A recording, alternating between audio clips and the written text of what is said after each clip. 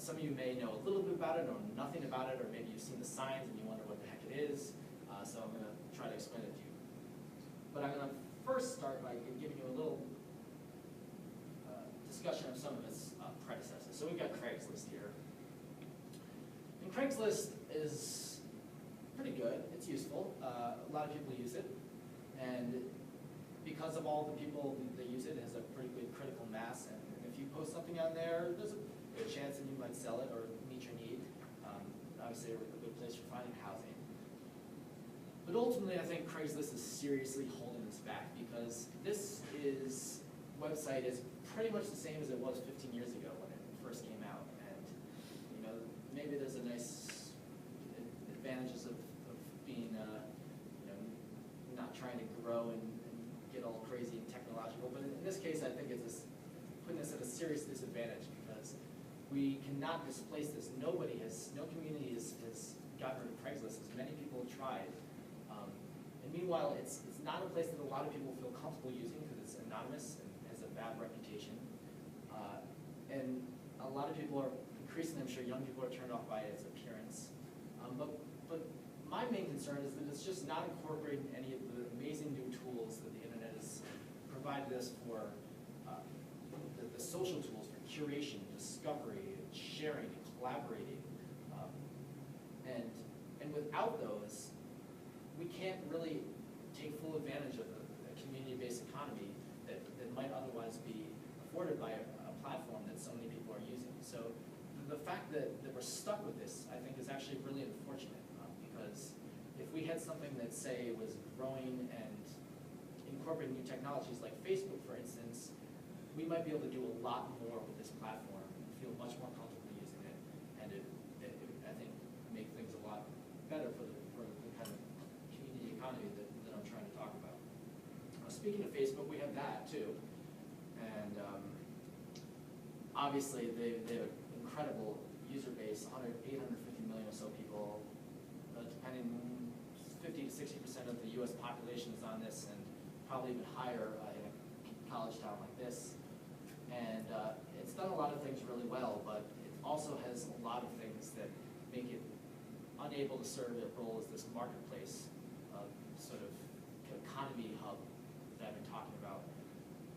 First of all, its roots as a private social network really hold it back. You can't connect with the people you don't know. It's not a place where you really find new people or new ideas.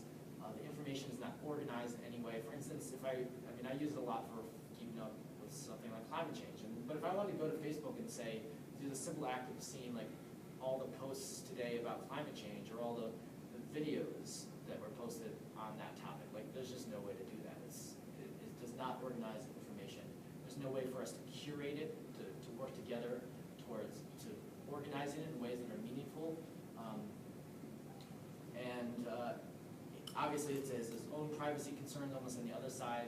Instead of being too anonymous like Craigslist, it's like too much information for a lot of people. So I think it has a cap on how many people are actually able to use it. And this is kind of a theme. I think to build this new economy, we really need to get everyone on it. Critical mass, a place where we're all connecting in one place. That's kind of one of the core things of Swidjit. And Facebook really is not going to be able to do this. So I see this moving forward as more of, it is great as a social network, great for keeping up with your friends, but really poor for being a marketplace or facilitating the sorts of things that I'm talking about. And they've tried to do that. There's obviously a lot of money to be made, and they failed sometimes. So there's Twitter, which I think actually is the best tool we have right now because it is a public network, and it does allow you to follow ideas in ways that are not currently possible. For instance, since most users are, Twitter users are under the age of 25, I'm assuming some of you in the room are not familiar with this format. So I'm right now viewing a feed of this colcons tag, which is a shorthand for collaborative consumption. So you can tag stuff and it allows you to really organize information. So if I have a topic that I'm particularly curious about, it's really easy for me to gather all the information around that. It's also public, so I can connect with the people that have similar, say I see somebody that keeps posting these colcons and peer-to-peer tags, and I'm like, wow, this maybe is somebody that I should get to know or network with. On Facebook, you don't connect with the people that you don't know. So Twitter does a pretty good job, but it's ultimately, it has its own limitations. 140 character thing. It's not like a media rich thing, and it's a global thing. There's no way to really scale it down to the level of the community and say, I just want to see all the tweets coming from Ithaca, about this specific topic. So it's a good attempt, and it's really useful, but it's not the platform for what I'm talking about. A few others just to quickly mention, because Swidjit will incorporate aspects of these. Meetup is a great place for a way to organize groups and events. If you want to have a French language speaking group that meets once a month, Meetup's a great way to do that and coordinate those activities and attract more people to the group. Etsy is a peer-to-peer craft and I don't know exactly how to explain it, but you basically go on and people who are artistic and have art or handmade things they've made can go on and use it as a marketplace for selling to other people. So it's a peer-to-peer marketplace. Pinterest is a new, emerging, rapidly growing social media platform, and its hallmark is curation, which is something that I'm very interested in. I'll talk about. That's taking all this information on the web, and users are sort of self-organizing it and kind of taking things that have meaning and bringing them together. And there's Wikipedia, which you probably all know about, and in a way has a similar role in that users are contributing all this content and creating a very kind of useful source of information. So I envision a platform that is so useful and with so many functions that it can effectively serve the role of almost all the above mentioned things in one place and create a tool that becomes an indispensable part of community living and actually serves as a mobile operating system for our future society. Just this central hub where we all go, we engage with the resources, everything to do with local. All the stuff that's around us, applying all these tools that we have to discover and share and curate and collaborate and coordinate and cooperate and share and all that stuff, bring it into building stronger communities, stronger local economies. And I guess you can think of it as a virtual switchboard that connects the people, businesses, organizations, the government within a community to all the resources and opportunities and ideas around them, whether they be products or services or skills or activities or ideas, and uses all these tools to really facilitate the flow of information, connecting to the things that you need to find, and just so you can. This is sort of a rough Venn diagram of what I'm talking about. You can see Swidjit is that kind of big circle there, and it plays most of the roles of Facebook and Twitter and Craigslist. It doesn't have. It's not a place for putting up personal ads and doing that sort of stuff. It's not a place. I guess it's not for personals in love, because you can see I take the stalk love interest out of it, which is one of the things people love using Facebook for. Because you're not going to have all that information on people. I want to make it a place that people feel comfortable coming, making a profile, without having to worry about how much information they're divulging about themselves. But other than that, it can do most of that other stuff, plus over here a bunch of things that currently none of those things I think are doing very well. So again, I think that what's really important going forward to build this sort of thing is building something that's useful enough to attract enough people, because we have a platform fatigue. It's each new thing that comes out now, it's harder and harder to get people on. People are spending vast amounts of time already on Facebook and Twitter. And if you're going to try to create something that fills that same role, you just have to make it awesome. You have to create a lot of reasons for people to come there. And I think that there's a lot of incentive to do this, because, let me see if I've got my Craigslist. I'm going to show you this. This is Craigslist usage graph, and the person who provided this basically made the argument that Craigslist is actually already dying. We haven't quite realized it yet, but at this point it's being picked apart piece by piece by something like Airbnb, where people are increasingly going to be doing housing on there, and on TaskRabbit, where you're going to be now, instead of posting your services on Craigslist, you post them on TaskRabbit. And if you're looking to barter share, you'll be doing it on all these kind of bitwise different sites, Zimride for car sharing. So I don't think that's a future we can be super excited about, because again, this platform fatigue, and it's really annoying to maintain a profile on all these different sites and check with them and establish establish trust, which is going to be a foundation of this new peer-to-peer economy. Making transactions with people you don't know, you need to trust them, even if you or have some system that realize that indicates to you that they're reliable. So that's going to be a lot of work to do, to have 30 different websites. One where you're doing housing, one where you're renting land, another where you're sharing your tools, another one where you're managing your CSA. Like, it's just going to be annoying, I think. So I really believe that Swidjit can actually serve almost all those roles in one place. And I think that's really important because it'll allow all these things to build on each other and grow. And as you get more and more people engaging in this new economy, in this one space, and really trying to build a central hub of the collaborative economy, I think that will make it all stronger, make it work better, and more to the point, I think also bring in a lot of people that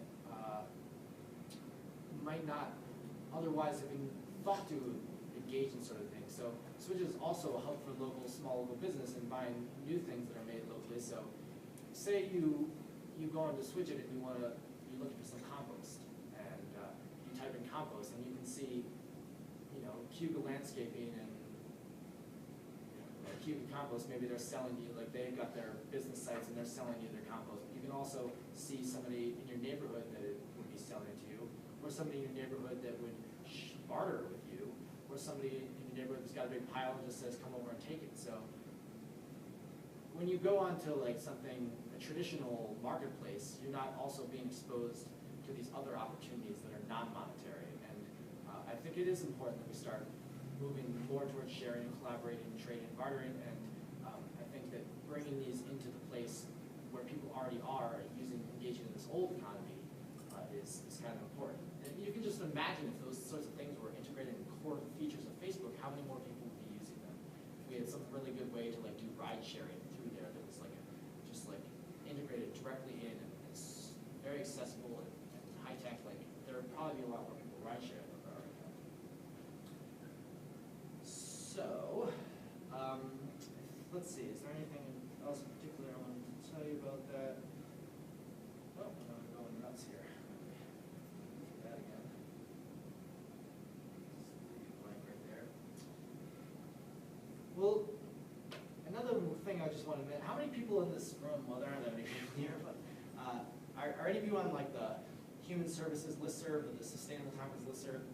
So those of you that are realize that it's nice to be on those listservs because you get to keep in touch with stuff you might not otherwise hear about, but it's also kind of annoying because you get a zillion emails and not all the stuff you're actually really interested in, that you're interested in.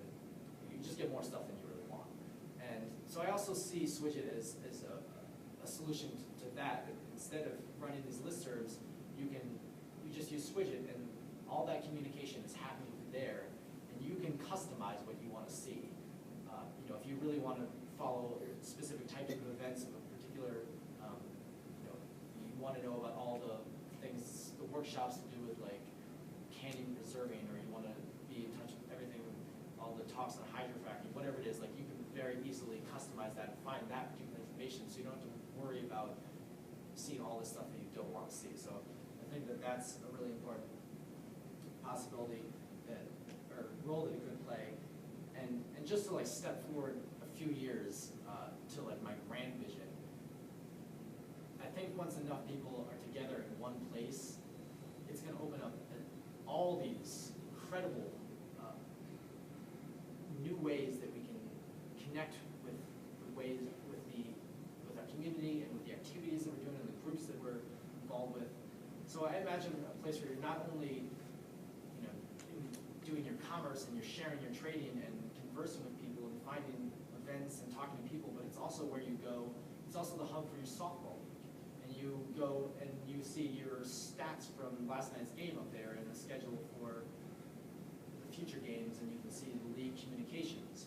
And it's maybe where you go, your CSA is run through there, and you schedule your PTA meetings through there. So it's like once everyone's using it, there'll be all these additional sort of applications that you can add on top of the social graph and really just make all aspects of community living just that much easier and all happening in one place. So that might sound a lot to you guys, but I think it's a really beautiful vision, and ultimately makes life so much easier rather than having all these different platforms and having to connect with email and listservs and checking bulletin boards around town, and like just go to Swidjit and everything that you would want to find is there. All right, so that is, all right, so that's kind of the practice. Now, to bring you up to what's actually going on, I've been working on this for 15 months. I hired a development firm about 2 months ago to start building it. It's just a few weeks away from release. And so I'm going to give you a little demo of what it's shaping up to be, because I'm excited to share it. And sometimes you're just all that talking, it's hard to understand what I'm actually talking about. So this is not the live site. This is a screenshot of a hypothetical feed, because right now the feed on there is just garbage and doesn't make any sense. But you can see people are using it for a variety of different purposes. And you can tag topics, you can tag other people, so you can connect other accounts, you can tag other posts, so you can directly reference other things that people are posting on the site. You can organize things, you can build communities, you can organize things into lists, and you might get a coupon. Businesses might use this to issue coupons, requests from friends, people you don't know, discussion topics, video, images, and different types of media, collections I'm going to tell you about later because they're super exciting. And you can see, and I'll tell you about these two as well, but it's very scalable. So you can not only say browse everything that's happening at the Gov, but say you want to browse a specific dormitory up on a campus,